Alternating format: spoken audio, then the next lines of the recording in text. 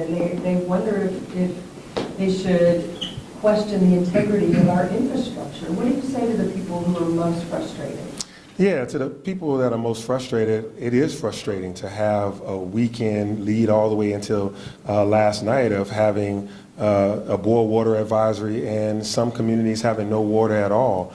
Water is such a vital resource, and we're seeing it right now firsthand here in Atlanta. Other communities have experienced it nationwide, and all the calls I've received from mayors across the country, some are saying it was me a month ago, it was me last year, et cetera, because the infrastructure across America has a C rating, our water infrastructure. And so, which is why it's helpful for us to have partners at the White House that we called and with our senators to be able to get the Army Corps of Engineers and others here to be able to say, let's get ahead of this for the future. So while I say that we are frustrated, and that's understanding, I also know that we're going to go at this proactively to start moving in the right direction to replace as much of the broken or older infrastructure that we have, and also to use technology to our advantage, as you saw with that device. And that won't be the only piece of technology that we will implement. My goal would be to move us up to best in class, to look at the standards that we can exceed, and we want to make sure that that this doesn't happen again at this scale. But we also, know that there's a pathway to do so. Solving water infrastructure problems doesn't, you don't just, with the magic wand replace it. So we're going to have a prioritization list. We have a capital improvement plan that City Council and the administration have approved. I think it's time for us to relook at that and to see, the order of how to go about doing that. I will be asking the feds for more money. Lots more money. I want us to be the example of solving it, all of it, and that's going to be a number that's in the billions. It's not going to be a small number, but I think that will give our residents more confidence, but also know that today, showing that there's water running and that, we're all together working on this should give some confidence that this solution is, that we're meeting it head on, and we're going to meet the challenge of, this has been decades in the making, and we just happen to be at this time where this incident occurred. Again, we have water main breaks and water leaks often in the city, some done by man-made incidents such as construction crews. Yesterday there was a crew that from a whole nother agency, somebody else doing telecommunications work, dug into our pipe. And so that's a leak. And that is, we've had almost 500 leaks over the last 12 months. So 500 leaks or breaks. And so this one is just, this weekend had a culmination of a few that led to this result. So we'll be back on track. Mayor, a lot of people are thinking about the world coming here with the FIFA World Cup. How do we prevent this from happening big? Yes, we are excited that we're still going to be hosting the World Cup. We're excited that we're going to be hosting people every week here in the city of Atlanta.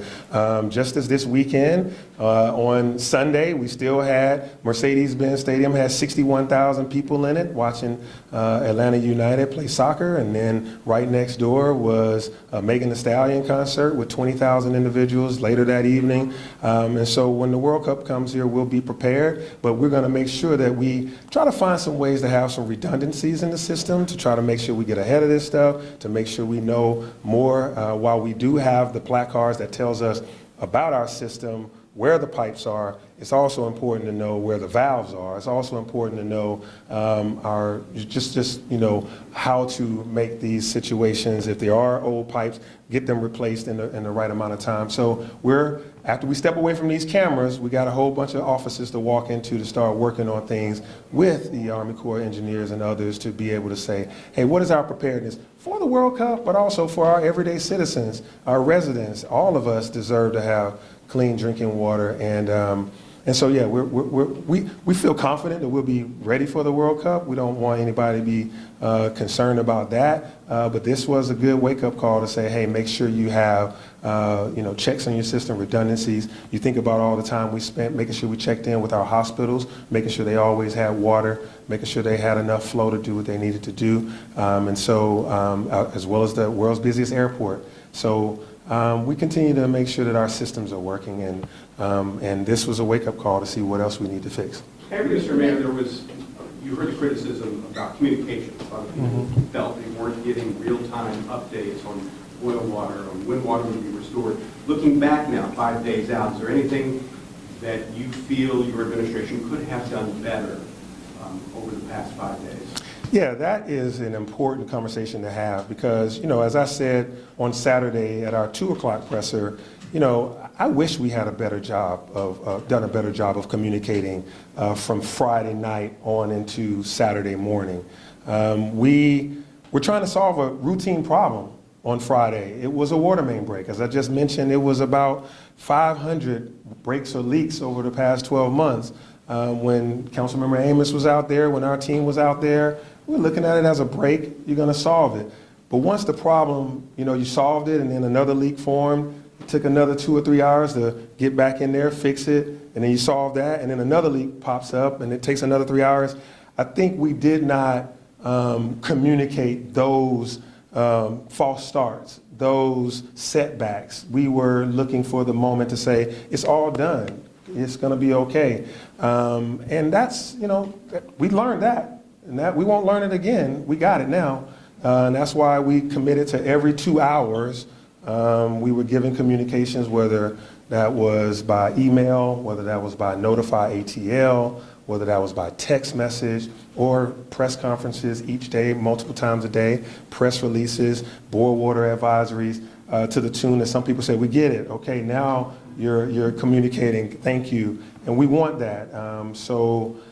We learned. We learned, and I apologize to the public for those that going into Friday night and Saturday morning were met with, where do we stand?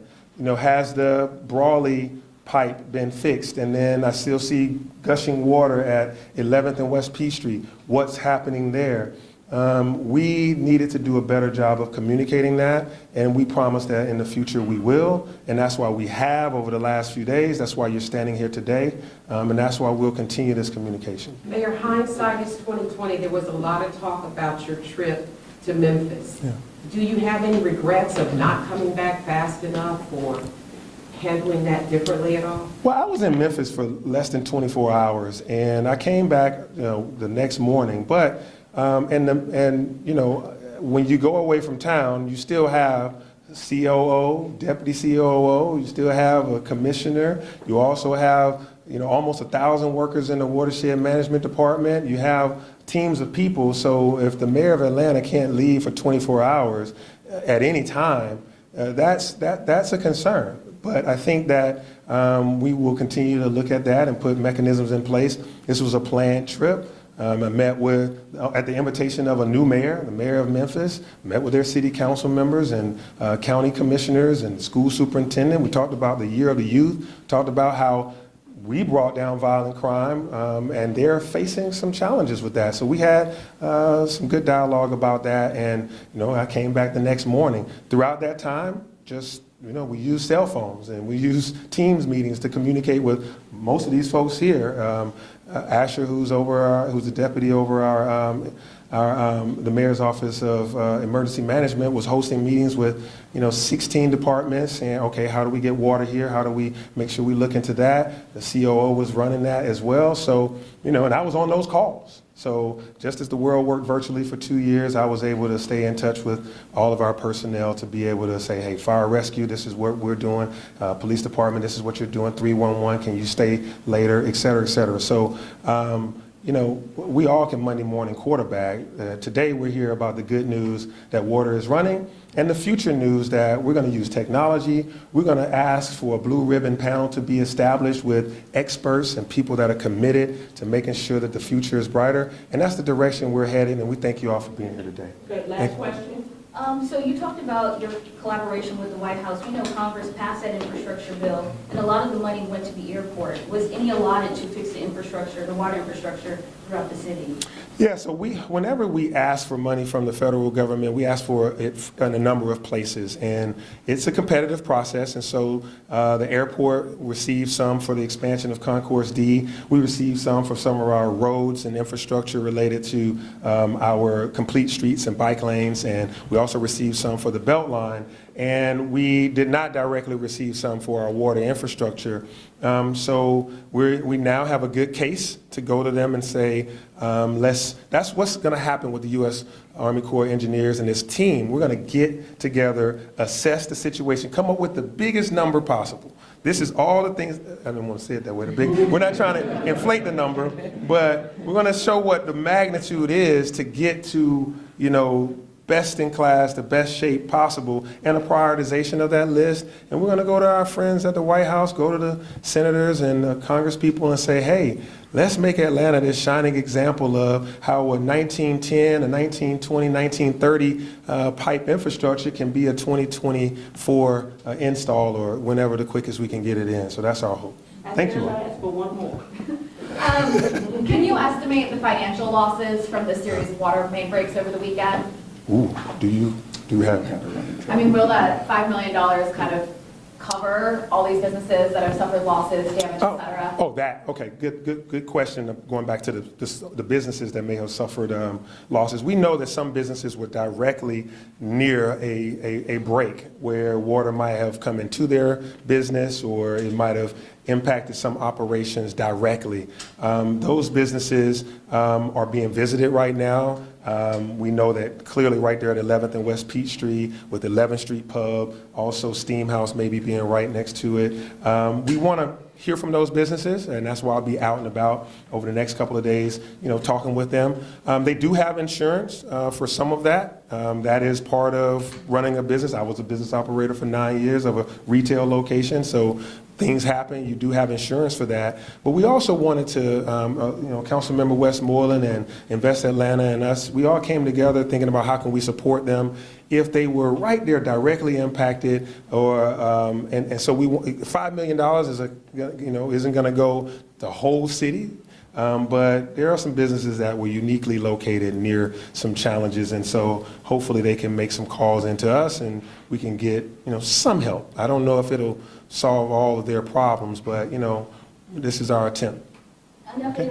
Thank you. Okay. Road closures, how long will the 11th? Concerned about the West Peachtree Road closure. Do you know about how much longer West Peachtree?